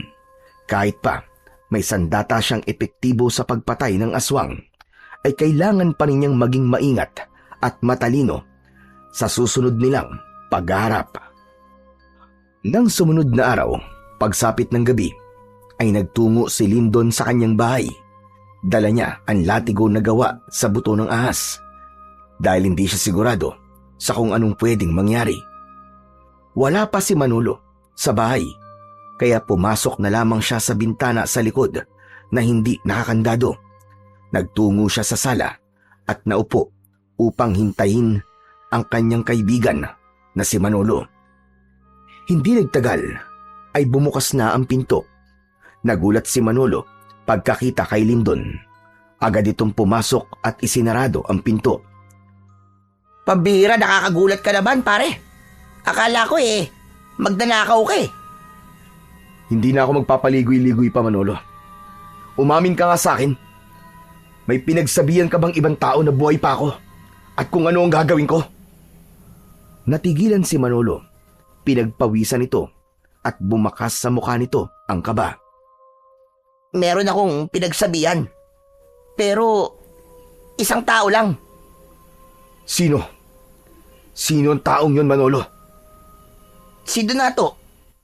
Nagtanong kasi siya nung isang araw kung ano na ang balita tungkol sa'yo kasi ayaw niyang maniwalang patay ka na. Kaya naikwento ko na nagpakita ka sa akin. Nasabi ko rin ang balak mong pagpatay sa aswang. Teka, may mali ba sa ginawa ko? Malaki, Manolo. Nalaman na ng aswang kung saan ako nagtatago ngayon. Umatake siya rong kagabi. Sigurado ka bang si Donato lang ang pinagsabihan mo? Oo, siya lang talaga. Wala nang iba. Bakit ba? Manolo, sa tingin ko ay si Donato ang aswang. Ano? Sigurado ka ba dyan sa sinasabi mo? Kung siya lang ang pinagsabihan mo, ibig sabihin, siya lang ang nakakaalam sa misyon ko. Malamang, nasundan niya ako, kaya nalaman niya kung nasan ako. Muling natigilan si Manolo na para bang nag-iisip. Maya-maya pa ay nagsalita ito ulit. Sa tingin ko tama ka pare. May usap-usapan kasi na kumakalat dito sa baryo na yung aswang na nambibiktima ng mga tao dito sa baryo natin ay yung anak ng babaeng aswang na pinatay nun ng mga tao. Hindi ba si Donato ay dayo lang dito sa ating baryo? Bigla na lang siya dumating dito at sa aking pagkakatanda ay doon na rin nagsimula ang pag-atake ng aswang. Tama ka. Mukhang yan nga ang dahilan kung bakit siya pumapatay ng mga tao dito sa baryo natin. Yun ay upang magiganti. Kung ganun, ay kailangan ko na siyang harapin ngayon, Manolo. Hindi na ako papayag na may maging biktima pa siya. Kailangan matapos na ang gabing to na may isa sa amin na mamamatay. Tumayo si Lindon. Palabas na sana siya ng pinto nang hawakan siya sa braso ni Manolo. Nang tignan niya ito, ay bakas sa mukha nito ang pag-aalala. Sandali lang pare. Huwag ka magpadalos-dalos. Baka kung anong mangyari sa iyo eh. Kung totoo ngang aswang si Donato, baka wala kang laban sa kanya. May laban ako sa kanya, Manolo. May sandata ako. Itong dala kong latigo. Kailangan niya nang magbayad sa mga kahayupang ginawa niya dito sa ating baryo. Wala siyang puso, sapagkat kahit ang mag-ina niya ay nagawa niyang patayin upang protektahan lang ang kanyang sikreto. Kung ganun pare, hayaan mo ako sumama sa'yo. Mabuti lang meron kang backup. Hindi na kailangan, Manolo. Dito ka na lang at ipagdasal mo ko. Ayokong pati ikaw ay madamay. Ito ay laban sa pagitan namin ni Donato.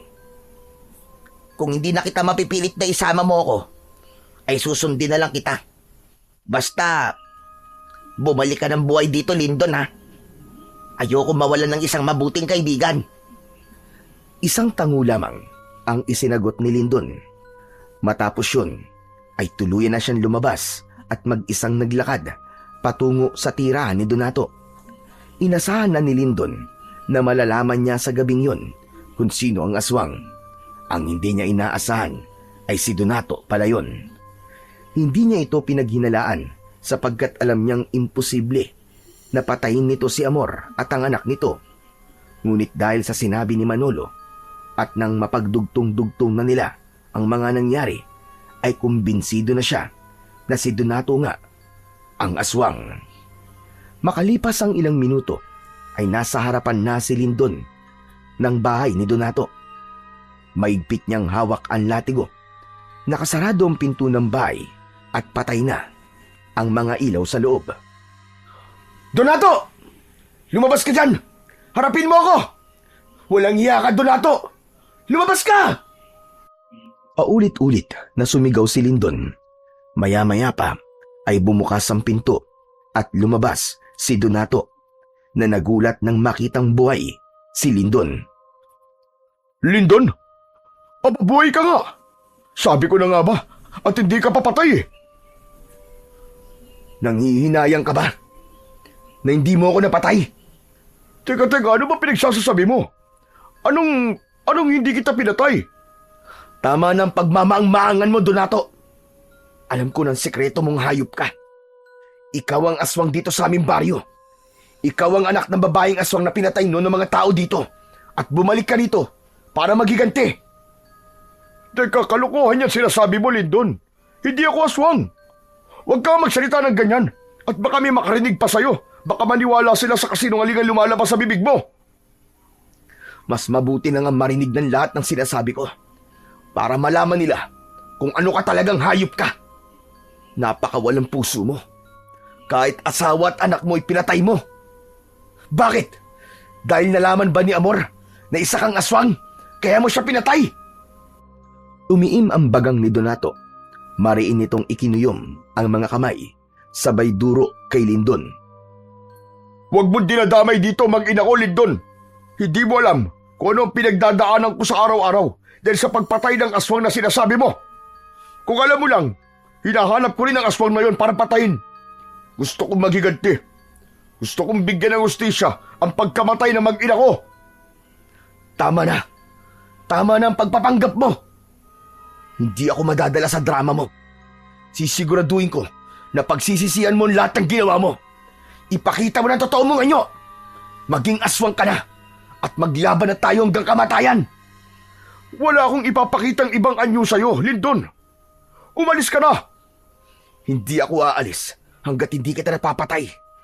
Mag-anyong aswang ka na. Umalis ka na bago pa ako tumawag ng mga pulis. Kung ayaw mo mag-anyong aswang, pipilitin kitang gawin mo yon. Malakas na sumigaw si Lindon at saka siya sumugod kay Donato. Isang malakas na suntok sa panga ang agad na ibinigay niya rito na dahilan para mapaatras ito at mapaupo. Hindi niya na ito hinintay na makatayo at sinundan kagad niya yon ng isa pang suntok sa muka. Napayuko si Donato, ngunit pilit na tumayo at lumaban. Gumanti rin ito ng suntok, pero mabilis na nasalag yun ni Lindon. Ano ba? Tumigil ka na, Lindon! Hindi ako titigil. Papatayin kita, Donato, para to sa lahat ng naging biktima mo. Nagpatuloy si Lindon sa pagsuntok kay Donato. Ang gusto niya ay mag-anyong aswang ito bago niya ito gamitan ng latigo. Ang bawat suntok ni Lindon ay may kasamang galit at pagkasuklam. Sa huli, napabagsak niya si Donato sa lupa. Mabilis siyang sumaklang sa katawan nito at sunod-sunod na pinakawala ng kanyang mga kamao sa mukha nito. Ang bawat suntok ay mabigat, may kasamang panlilisik ng mga mata at walang pasubaling galit. Ipakita mo na ang totoo mong anyo! Halimaw ka! Hindi na nagawang makapagsalita ni Donato. Lupaypay na ito at duguan na ang muka. Tila wala na itong lakas para lumaban, kaya tinanggap na lang nito ang mga suntok ni Lindon. Napagod na rin si Lindon, kaya iniipon niya ang kanyang lakas. Itinaas niya sa ere ang kanyang kamao. Malakas siyang sumigaw. Akmang susuntokin niya muli si Donato nang isang sigaw ang pumigil sa kanya. Lindon! Tama na! Hindi siya isang aswang! Nagtatakang napatingin si Lindon sa papalapit na si Mang Pavian. May hawak itong maliit na bote na may laman na langis at kung ano-anong ugat. Mang Pavian! Siya po ang aswang! Siya lamang ang pinagsabihan ng kaibigan ko ng tungkol sa nangyari sa akin at sa plano ko. Kaya nalaman niyang buhay pa ako at sinundan niya ako sa tirahan niyo sa gubat. Maniwala ka sa akin. Hindi isang aswang ang lalaking yan. At paano niyo po nasabi na hindi aswang tong si Donato? Ipinakita ni Mang Pavian ang hawak nitong bote. Dahil sa boteng ito, hindi kumukulo ang lagi sa loob nito. Kaya sigurado kong hindi siya aswang. Isa pa, base sa pakiramdam ko, ay wala akong nararamdaman na may dugo siyang aswang. Naguguluhang napatingin si Lindon kay Donato. Hindi niya maintindihan kung paanong hindi aswang si Donato, gayong lahat ng ebidensya ay ito ang itinuturo. Umalis na siya sa ibabaw ni Donato. Tinulungan ni Mang Pavian si Donato na makatayo. Sinabi ko naman kasi sa iyo eh. Hindi ako ang aswang. Sandali, Donato. May iba ka bang pinagsabihan ng tungkol sa nangyari sa akin sa gubat? Wala. Wala akong pinagsabihan. Si Manolo, siya ang nagsabi sa akin ng tungkol sa nangyari sa'yo. Kahit hindi ko naman siya tinatanong. Biglang nanlamig si Lindon. Pakiramdam niya ay binuhusan siya ng isang timbang tubig. Napatingin siya kay Mang Pavian. Alam ko nasa isip mo, Lindon. Ibig sabihin, si Manolo, siyang aswang? Tama ka. Ang kaibigan mo ang aswang at mukhang matagal ka na niyang nililinlang. Hindi. Hindi pwedeng maging aswang si Manolo. Matagal ko siyang nakasama eh. Simula na dumating siya dito sa baryo namin, ay kaibigan ko na siya. Sandaling natigilan si Lindon. Sa sinabi niyang yun, ay doon na niya napagtanto na gaya ni Donato ay dayo din si Manolo sa kanilang baryo.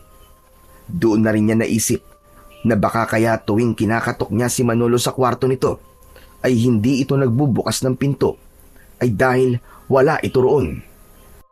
Dahil ang totoo ay nasa labas ito at nambibiktima ng mga tao.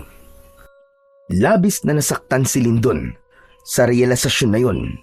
Hindi niya akalain na ang taong pinagkakatiwalaan niya ang siyang salot sa kanilang baryo.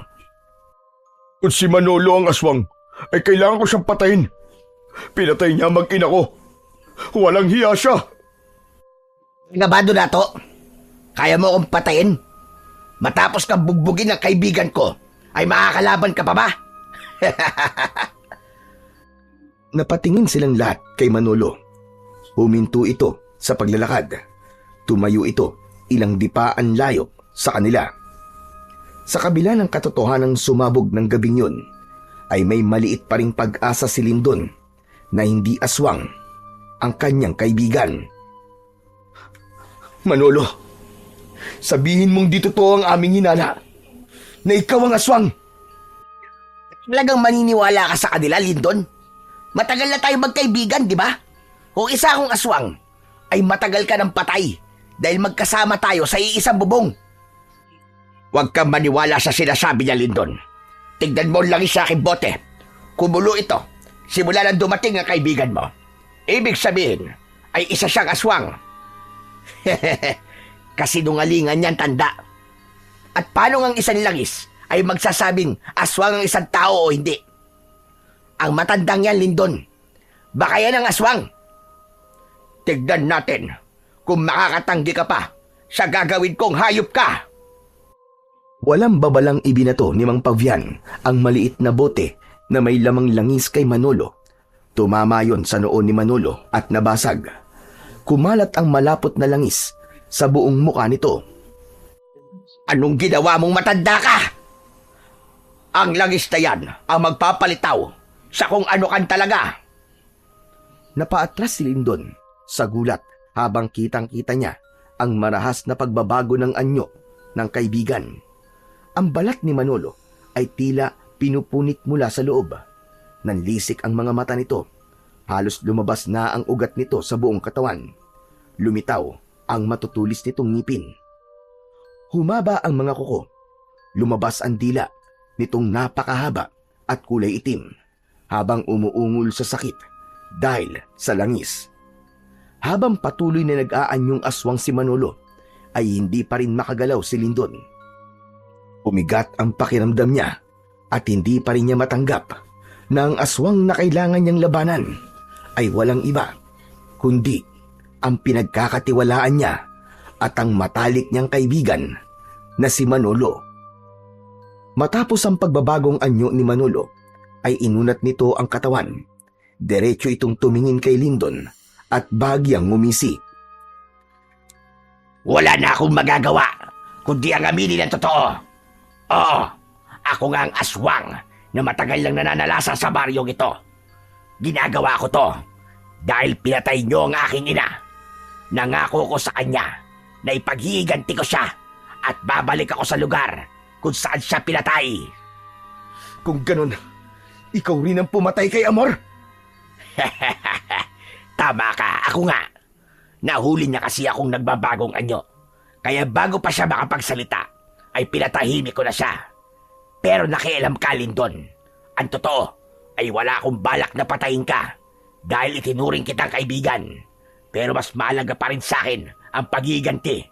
Kaya isasama na kita sa aking mga naging biktima.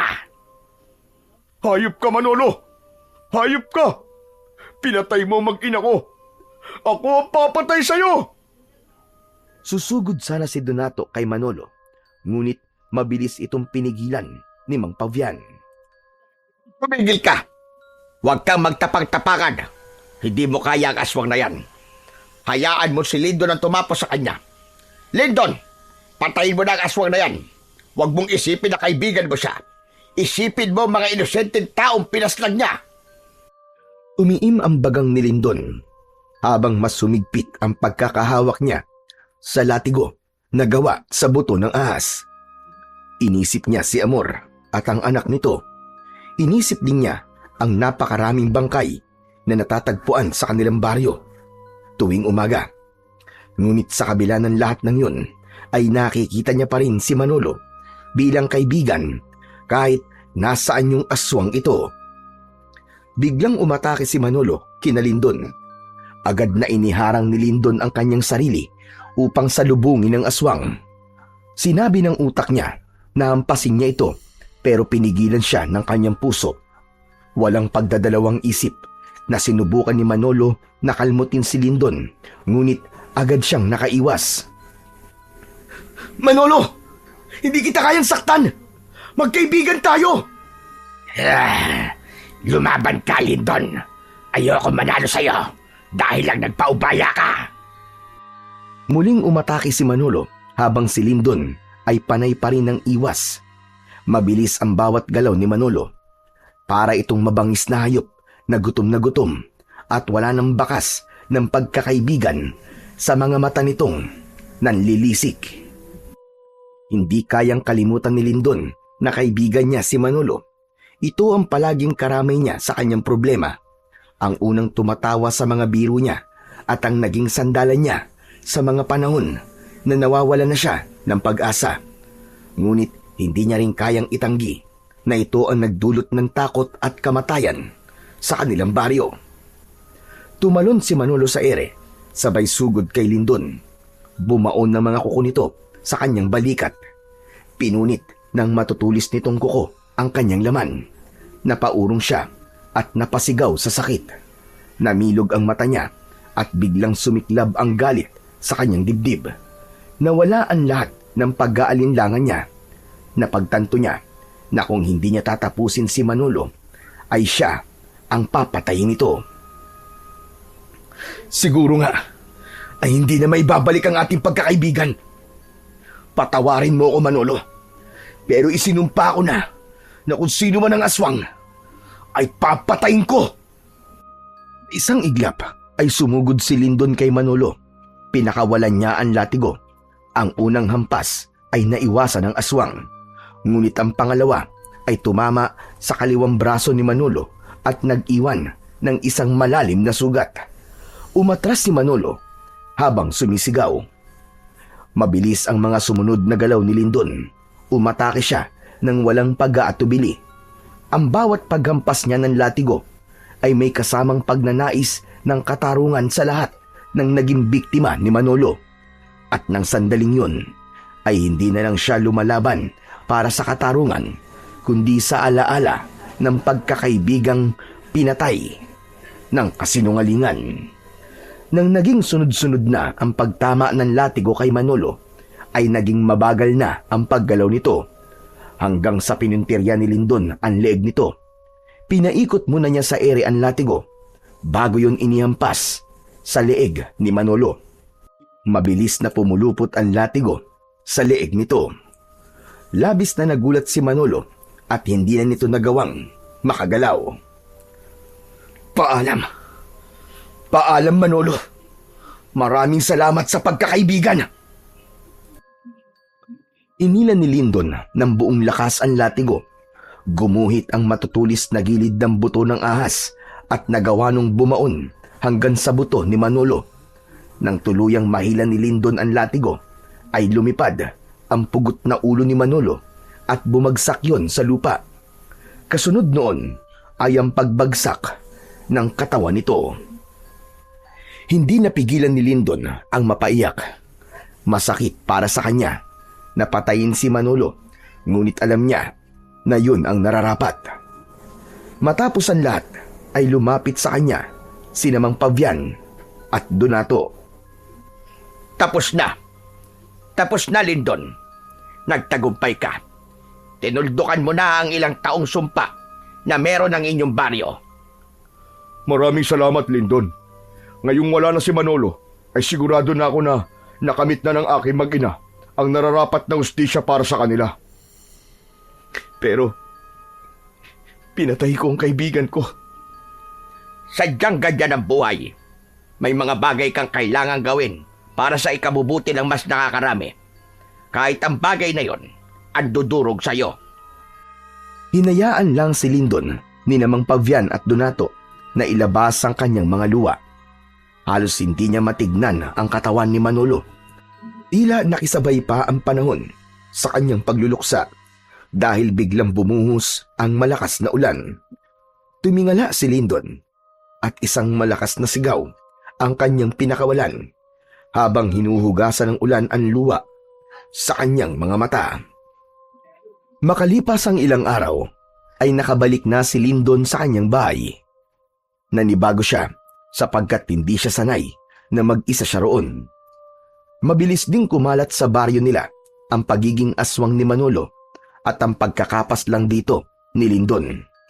Marami ang humanga kay Lyndon, hindi lang dahil sa tapang niyang harapin ng aswang, kundi maging sa desisyong patayin ng aswang, kahit pa ito ay ang kanyang kaibigan. Isang umaga, binisita ni Lyndon si Mang Pavian sa kubo nito.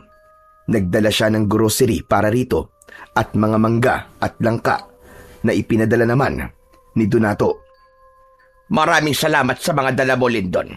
Salamat at hindi mo ko nakakalimutan. Mang Pavian, sa laki at dami po ng mga naitulong niyo sa akin, ay hindi ko po kayo makakalimutan. Oo nga pala, Mang Pavian. Nandito po ako para alokin kayo na doon naman nirahan sa aking bahay. Huwag po kayo mag-alala. Hindi ko po kayo pagtatrabahuin. Naisip ko po kasi na tulungan kayo kapalit ng tulong niyo sa akin. Lyndon, wala akong hinihinging kapalit sa tulong na ginawa ko sa'yo. Masaya na ako na naibalik na ang kapayapaan sa inyong baryo. Isa pa, sanay na ako sa buhay ko rito sa gubat.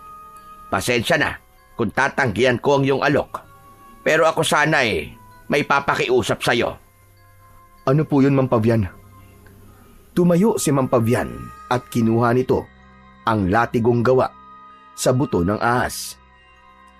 Nais ko sanang ipamana sa'yo ang aking latigo. Kung papayag ka, ipagpapatuloy natin ang iyong pagsasanay. Hindi lang si Manolo ang aswang na maaaring umatake sa inyong baryo. Nakikita ko na ikaw ang karapat-dapat na magmay-ari nito. Buong pusong tinanggap ni Lyndon ang latigo mula kay Mang Pavian. Sa paraan ng kanyang ngiti ay hindi na niya kailangang magsalita. Ramdam niyang alam na ni Mang Pavian ang kanyang kasagutan.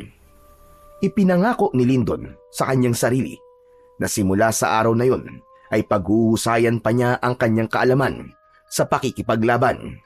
Nang sa gayon, sa oras na muling may aswang na sumubok na sirain ang katahimikan ng kanilang baryo, ay mas handa na siya at kaya niya nang lumaban para sa kabutihan.